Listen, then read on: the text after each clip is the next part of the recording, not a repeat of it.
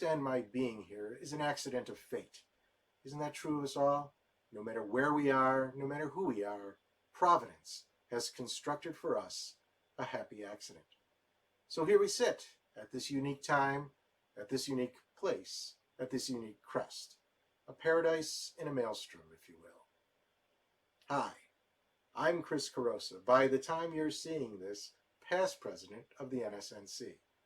Suzette wanted me to talk about the accomplishments of the NSNC over the past 2 years, and I think she implied they belong to me, but they don't. If anything, they belong to us all, because the NSNC is the sum of its members. We've all had a hand in our success in overcoming obstacles and building a foundation for a greater tomorrow.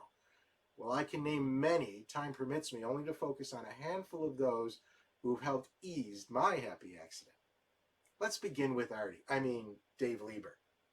If you know the story, Dave looks incredibly like a college classmate of mine by the name of Artie Isaac, but that's a different thing. No sooner had I been elected to serve as president of the NSNC a couple of years ago that Dave made sure that this was handed down to me. It's a James Thurber print from, 1933, at least that's what the copyright says. He warned me as president that I would never be able to sleep, for the moment I laid down to rest, another nightmare, another ghost of the past would appear. Well, that's what James Thurber wrote about. What Dave didn't know is that I love the letter C. Figure, my name's Chris Carosa.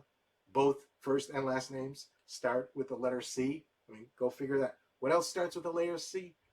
Chaos. Chaos excites me. Not in a weird way, though, but it excites me because, think about it, where there is chaos, there is also opportunity. There's always good to come, even when the tidings appear their worst. So I always looked up to scoutmasters. They stand stoic athwart the coming storm, and you can't see outside the window here, but there is a storm coming. I may not have the angular jaw or the toned torso of the stereotypical scoutmaster. After all, as that great modern philosopher Josie Wales once said, a man's got to know his limitations. But that same kind of resolve beats within the depths of my heart. So was Dave trying to warn me, or was he trying to scare me? Who knows? I don't know. What he did, though, is he really pushed my enthusiasm for what was about to come. Now, Dave's been a steady rudder, guiding me through the rocky shoals with his veteran eyes, whereas my naive eyes, I only saw unreachable stars. Go figure, physics and astronomy major. He told me the tale of the Education Foundation, and I hoped that I helped nudge that to a better place, at least if only by a smidgen. And speaking of steadying the ship, much gratitude has to go out to Tony Norman. Tony gladly stepped into the role of vice president to help ease our vessel. And it was rocked by an unfortunate reality that tends to rock all vibrant populations, so that's really no big deal. The turbulence maybe still gently buffets us a bit, but we're past the worst. And Tony, he's going to make a superlative president. And you really got to give the guy a lot of credit for coming into something that really was just almost out of the blue. Great guy. I respect it a lot. Dave Astor. What can I say about Dave? Dave, he's one of these days, this is what I can say about Dave. One of these days, I hope to pay him handsomely to edit my best-selling series of action-adventure fiction.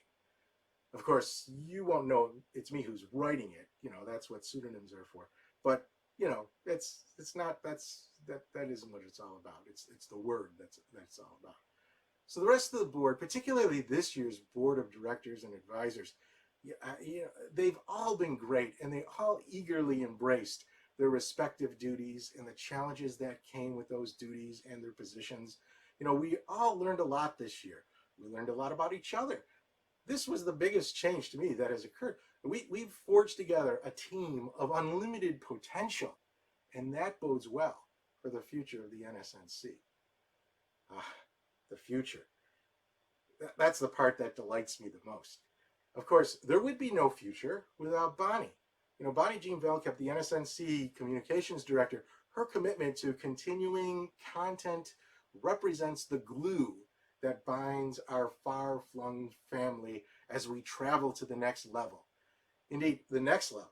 What is the next level? Bonnie's already announced it.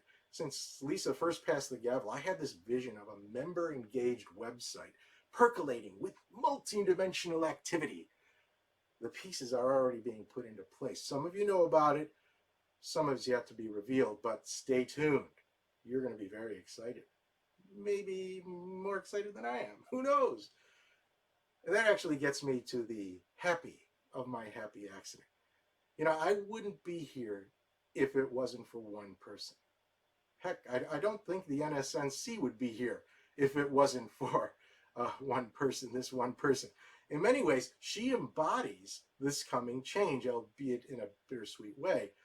Suzette Standring, she's our outgoing executive director. She brought me into the NSC. It was a few years ago. I don't remember when exactly, how many years ago. I sat like a rapt freshman listening on the edge of my seat as she presented the art of column writing. This was at the New York Press Association's spring conference. So I made sure that she didn't get away after the talk so I could ask her more detailed questions because I really liked what she had to say, and I was curious how it could help my writing. She saw my enthusiasm and immediately invited me to the Manchester NSNC conference, which I accepted and joined the group, almost immediately thereafter. And the rest, they say, is history. It was Suzette's encouragement that propelled my enthusiasm further. Her faith in having a conference in Buffalo made me feel indescribably good. I say indescribably, but I'm going to describe it anyway. I don't usually talk about personal things like this, but I think this is important. I was born in Buffalo. You probably know that, which is why I advocated having this thing in Buffalo. So I actually grew up in the shadows of the Bethlehem steel plant. It's the blue-collar melting pot of the city known as Lackawanna, which itself is its own city. But you remember that Billy Joel song, Allentown, the part where he speaks about elementary school kids being taught how to make steel? So that was my elementary school. I mean, we were trained for but one purpose: how to make steel. They literally, in 3rd and 4th grade, they showed us the elements, the little materials, the stones, the rocks, whatever, that went into making steel. That's what we were supposed to do.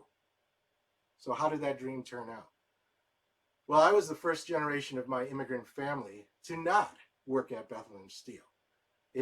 By that time, it had become a rusted out poster child for a declining Buffalo. And by then, I had moved away. I had moved on, really. I never really moved away. I guess if you're a psychologist, you can figure out what that means. But, I was physically located away from where I grew up.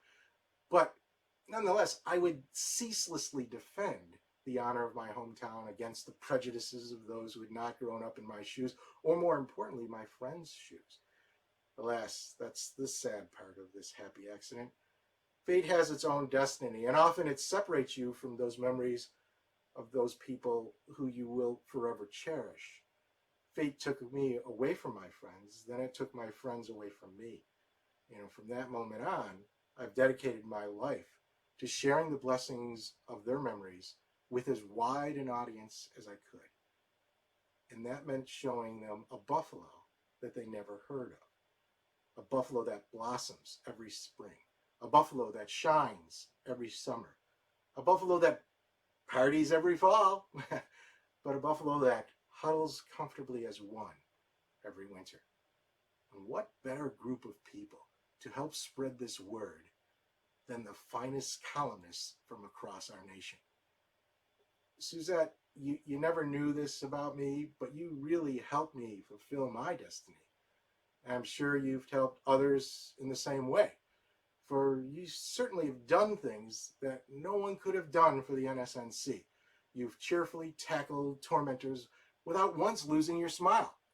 You've amazingly solved unsolvable problems as if you were naturally born to solve them. And you probably were naturally born to do that. You've led horses to water, and you've got them to drink. And during my term, it was more than merely embracing the idea of holding a conference in Buffalo. When I suggested, hey, why don't we offer members a gift they can always use? You said, Why not? And we did.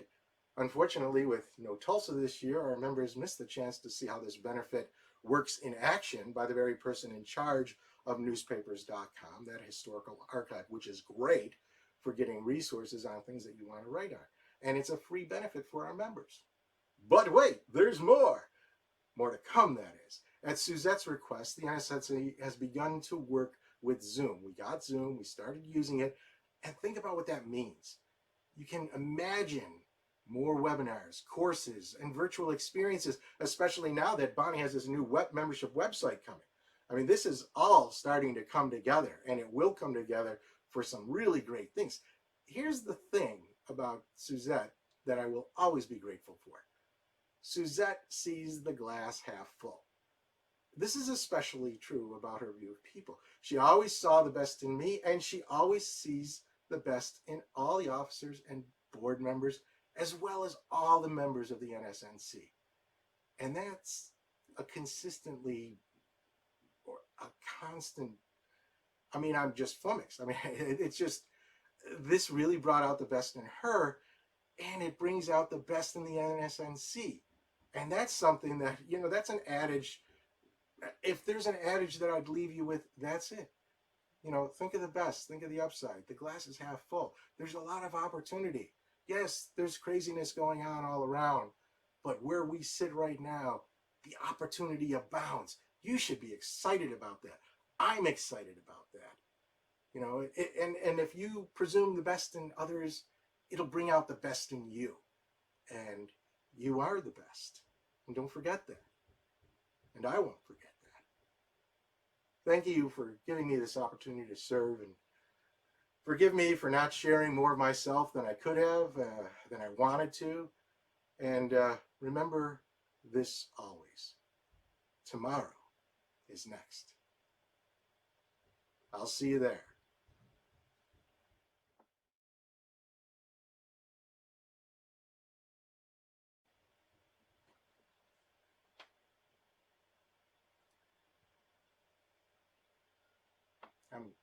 I'm going now. Do you want to join me?